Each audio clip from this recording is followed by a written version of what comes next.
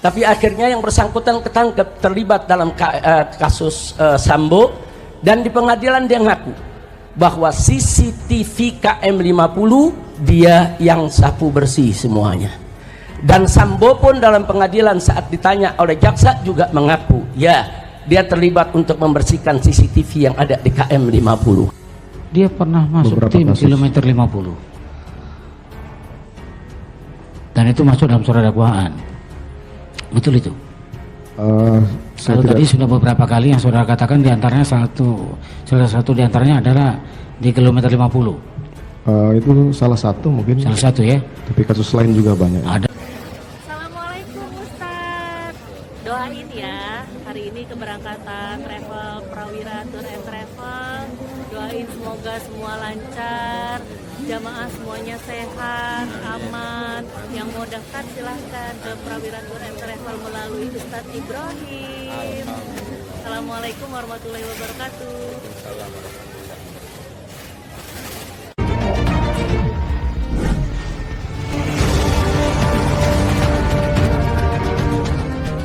Impian suci Anda kini lebih istimewa bersama Prawira Travel. Gabungkan keindahan ibadah umroh dan pesona Turki dalam perjalanan 13 hari yang tak terlupakan, mulai dari 37 jutaan saja. Rasakan kusyuknya ibadah di tanah suci, tertib, nyaman, dan dilayani oleh tim profesional yang selalu siap menemani Anda. Setelahnya, nikmati pengalaman memukau di Turki, berjalan-jalan di Kapadosia yang eksotis takjub dengan arsitektur megah Hagia Sophia, dan menyusuri indahnya Selat Bosphorus. Perjalanan ini lebih dari sekadar ibadah.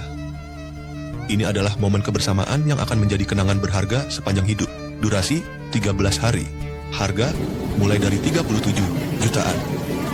Fasilitas hotel berbintang, maskapai terpercaya, dan itinerary eksklusif.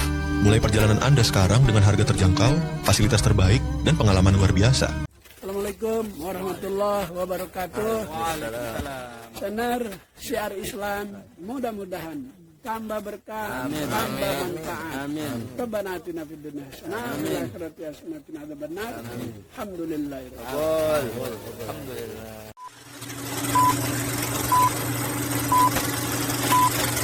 Kalau tidak salah yang mulia. Kemudian para saksi dibawa kemana? Jadi saya sampaikan ke Karo Provos waktu itu, Ya. Bang, tolong bawa saksi ini untuk diperiksa di Provos, pemeriksaan awal. Kemudian Pak Kombes Susanto nanti mendampingi pelaksanaan otopsi. Kemudian untuk Karo Paminal waktu itu Pak Hendra, saya sampaikan tolong cek CCTV. Tolong cek CCTV.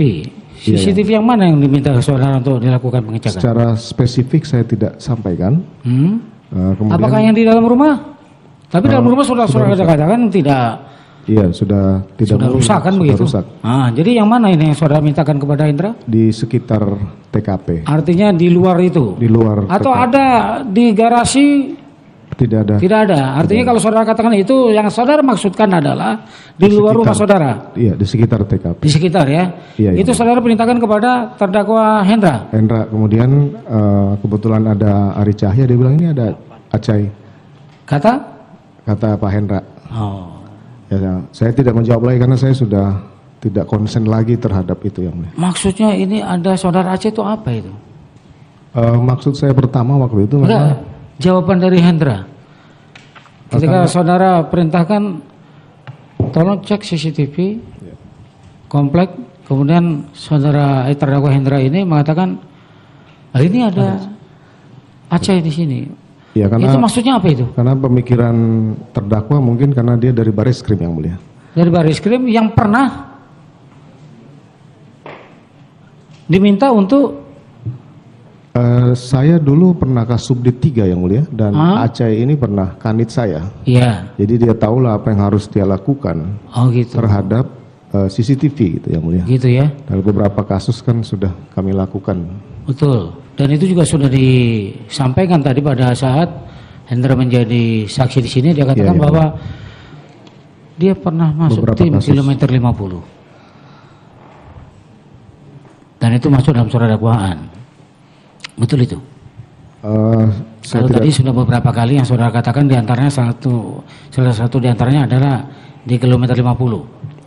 Itu salah satu mungkin. Salah satu ya. Tapi kasus lain juga banyak. Ada, disebutkan tadi juga red notice. Juga tadi disebutkan demikian oleh Saksi Hendra.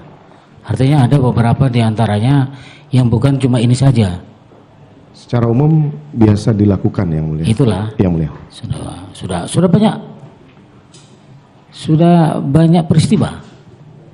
Kalau secara umum sudah banyak dilakukan. Berapa peristiwa yang dilakukan?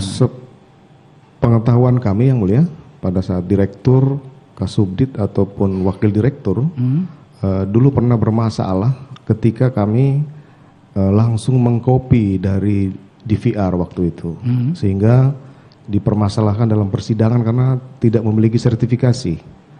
Akhirnya kemudian kebijakan dari pimpinan Satuan Reserse waktu itu, kita ganti saja DVR-nya, kemudian nanti diserahkan ke penyidik atau langsung dikirim ke lapor untuk dibuka yang mana yang dibutuhkan dari DVR itu. Nanti karena anggaran penyidikan ini kan ada, nanti dimasukkan dalam anggaran penyidikan.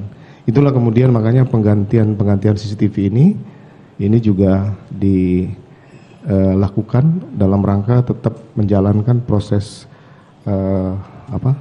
CCTV yang akan dibutuhkan oleh penyidik. Nah, karena itu sekali lagi saya tidak ingin bicara panjang lebar di sini, tapi terlalu banyak nama-nama yang terlibat, saudara, dan semua kita catat. Ada 35 nama aparat yang kami catat. Dari yang pangkatnya jenderal sampai yang pangkatnya di bawah, semua kami catat orang-orang yang terlibat daripada peristiwa KM 50. Di sana kita lihat, saudara, ada Kombes Polisi TB Adi Hidayat, dulu menjabat sebagai Diskrimum Polda Metro Jaya. Ini yang memberikan surat tugas untuk terus menguntit, saudara, saya sekeluarga, surat tugasnya resmi yang menandatangani orang ini. Orang ini sama sekali tidak dipecat, bahkan pangkatnya dinaikkan. Sekarang sudah dapat bintang. Nah, kemudian masih ada lagi AKBP Handik Zusen, baru 3 hari yang lalu pangkatnya juga dinaikkan di Polda Metro Jaya. Kemudian masih ada AKBP Widi Irawan, saudara. Ini yang diduga yang menjadi supir mobil Land Cruiser hitam.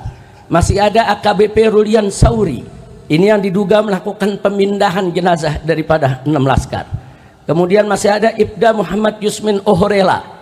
Ini yang diduga sebagai algojo eksekutor daripada KM 50. Masih ada Bribka Faisal Kasbi Alea. Ini juga termasuk eksekutor. Masih ada Bribka Adi Ismanto.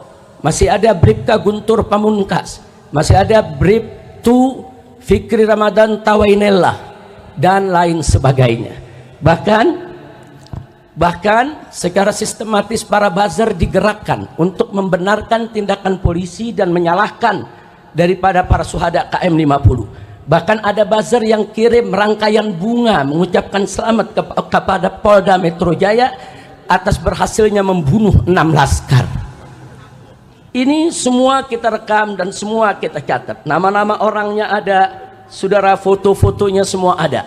Jadi kita tinggal tunggu waktu yang tepat untuk kita seret mereka semua ke pengadilan HAM.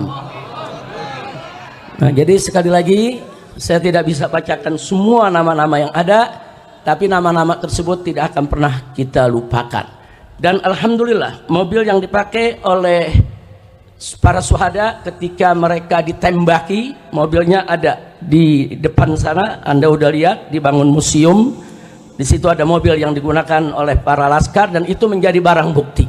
Jadi sengaja kita simpan sebagai barang bukti. Begitu nanti pengadilan HAM digelar, maka ini merupakan salah satu bukti barang yang harus ditunjukkan di pengadilan. Tidak sampai di situ. Kalau kita bicara novum, tadi sudah dibahas oleh Dr. Fadillah, perlu kita ketahui novum yang kita punya sebetulnya bukan hanya CCTV KM 50, tapi tidak jauh dari pintu tol Kerawang Timur ada sebuah hotel, yaitu Novotel. Hotel tersebut saudara juga punya CCTV yang merekam aksi penembakan para aparat terhadap 6 syuhada kita.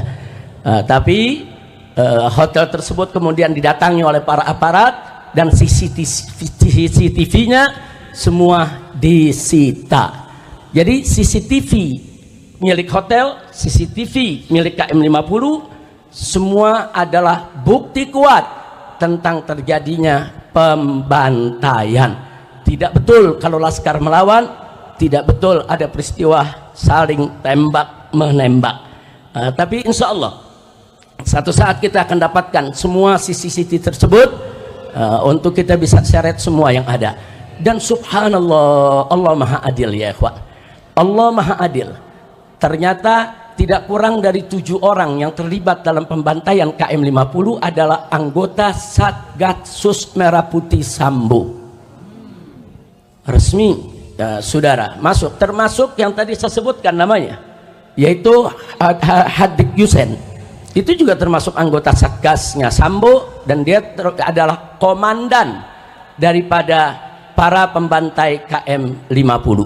Nah, jadi sekali lagi kami sudah dapat itu nama semua, kami sudah dapat berbagai macam keterangan yang tidak kami bisa sebutkan pada saat ini, tapi kami akan ungkap pada saatnya begitu digelar pengadilan HAM untuk KM50 insya Allah. Bahkan Sambo sendiri dengan Henry Kurniawan. Henry Kurniawan ini saat itu pangkatnya Irjen polisi keturunan Cina. Dia ditugaskan oleh Sambo sebagai ketua provos yang memeriksa kasus KM50. Tapi lucunya dia sebagai ketua provos tapi ikut siaran pers bersama Kapolda Metro Jaya dan bersama Dudung ikut-ikutan memamerkan senjata-senjata, barang-barang bukti palsu, saudara. Mestinya provos itu memeriksa, bukan provos itu malah ikut meloloskan barang-barang bukti palsu yang ada. Tapi akhirnya yang bersangkutan ketangkep terlibat dalam kasus Sambo. Dan di pengadilan dia ngaku bahwa CCTV KM50 dia yang sapu bersih semuanya. Dan Sambo pun dalam pengadilan saat ditanya oleh jaksa juga mengaku, ya dia terlibat untuk membersihkan CCTV yang ada di KM50. Jadi ini karamah syuhada, Allah bongkar ya kawan. Sambo dan pasukannya yang terlibat, mereka pikir saudara mereka akan bisa bersembunyi selamanya. Ternyata Allah ciptakan ada peristiwa bagaimana Sambo dan kawan-kawan membunuh yaitu salah satu daripada anggotanya, dan akhirnya di pengadilan semua terbongkar. Nah, karena itu kepada Bapak Kapolri kita ingatkan sekali lagi janjinya di depan DPR MPR yang siap mengupas kembali kasus KM50 kalau ada novum baru. Novum barunya sudah ada Pak, tinggal Bapak mau proses atau tidak, itu saja. Nah, jadi jangan lagi beralasan novum baru, omong kosong. Bapak ketika itu sebagai kabak reskrim ketika kejadian, Kapolrinya adalah Bapak Idham Aziz. Bohong kalau Bapak tidak tahu CCTV 50 itu disingkirkan. Bohong kalau Kapolri itu tidak tahu kalau CCTV itu merupakan novum baru yang sampai hari ini belum pernah yaitu diajukan ke pengadilan. Jadi saya minta Pak Kapolri nggak usah main-main lah. Jangan main kucing-kucingan lagi Pak, jangan. Nanti ujung-ujungnya Bapak akan terlibat langsung ataupun tidak langsung di dalam menyembunyikan kejahatan daripada anak buah Bapak sendiri. Yang terakhir saudara, saya prihatin, saya sedih karena kabinet yang dibentuk oleh Bapak Presiden Prabowo saat ini masih bau anyir darah KM50. Karena orang-orang yang tadi saya sebutkan, saudara, sebagian ditarik ke kabinet yaitu Pak Prabowo. Kita bisa lihat BG dijadikan Menko Polkam, masih ada Pak Tito di sana, masih ada Dudung, saudara. Nah, kok bisa orang-orang yang bermasalah ini ditarik untuk duduk di kabinet? Padahal kita berharap Pak Prabowo ini punya kabinet yang bersih, yang profesional, yang hebat, yang kuat, yang bekerja demi bangsa, rakyat, kita dukung. Tapi ternyata saudara, orang-orang bermasalah, orang-orang justru yang kita sedang kejar dimasukkan di dalam kabinetnya. Maka itu kita minta dengan hormat kepada Bapak Prabowo agar semua oknum yang ada di dalam kabinet Bapak baik yang diduga kuat terlibat korupsi atau terlibat judi online atau terlibat pembantaian warga sipil atau terlibat di dalam perusakan demokrasi di Indonesia, tolong diresafel Pak, tolong diberhentikan, tolong dibersihkan kabinet Bapak agar seluruh bangsa Indonesia, para habaib dan kiai menjadi bulat untuk mendukung Bapak, bulat untuk menyokong Bapak, bulat untuk membantu Bapak memimpin Indonesia sehingga Indonesia bisa adil, makmur dan sejahtera. Amin ya rabbal alamin. Jadi PR kita masih panjang, belum selesai karena orang-orang bermasalah di KM 50 masih punya jabatan. Kalau masih punya jabatan berarti masih dilindungi. Kalau masih dilindungi berarti tantangannya masih berat. Tapi nggak usah khawatir. Kita selama ini berjuang, khususnya para pengurus FPI dan laskar FPI, anggota FPI dimanapun berada, 1000 kali kita gagal, jatuh dalam perjuangan, 1001 kali kita akan bangun, bangkit kembali, melanjutkan perjuangan. Tidak ada kata putus asa dalam perjuangan kita. Setuju berjuang? Takbir.